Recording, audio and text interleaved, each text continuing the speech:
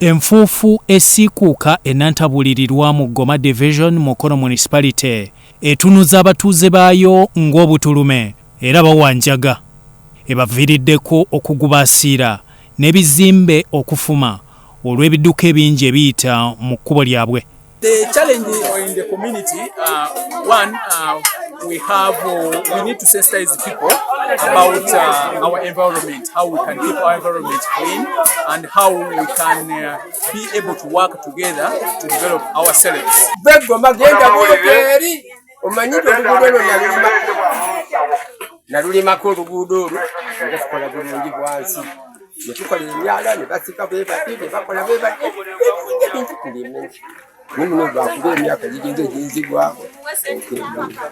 Kivudde ku kalippagano akaba ku luguudo lwa Jinja abavuga ebidduka ne basaliikiriza eno. Abatuuze bawanjaga nga baagala gavumenti ebataase ku kkubo lino eriraze nga lya mugaso. Tetuluwulirangako nti balutadde ne mu mbalirira nti bagenda ddu tukolera. Awe tukubira gavumenti omulanga eveeyo etuyambe nga ffe bannamukono ku luguudo olwo. Kubanga lwa mugaso nnyo. Bingi nti amakolero gali muno mwe gajjudde. Omusolo muno bagusolooza mu Mukono. Oluguudo olwo tujja kusanyuka nnyo nga balutukoledde. Naye n'ekkubo lyaffe lyonoonese kansala Sozi ekkubo lyaffe bbi. Tukoze tutya? Ssemwogerere Brian Ssentebe w'ennantabulirirwa agamba endwadde z'ebiwanga zibakwata buli kiseera.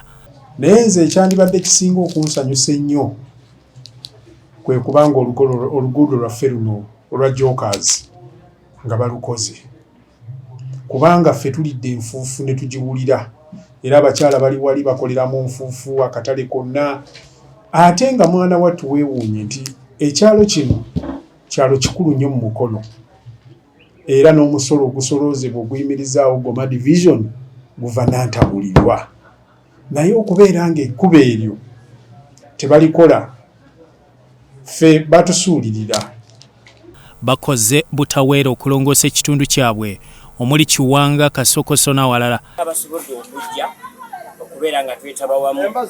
Ekintu kino tekikoze lwa kyalo kyokka naye tukikoze okulabi abaala bonna basobole okulabirako nti omuntu alina okuba omuyonjo okuviira ddala waka okumalako ekyalo kyonna n'eggwanga lyonna. Sozi Robert Kansala akiikirira ekitundu agamba enfuufu tebalemesa kuba bayonjo. Nga bakwata ng'osuula kasasiro oba ebintu by'onywereddemu mu kkubo, fayini yakakadde kamu n'ekitundu ak'obuliwo era gwe bakutte gw'osasula ssente ezo.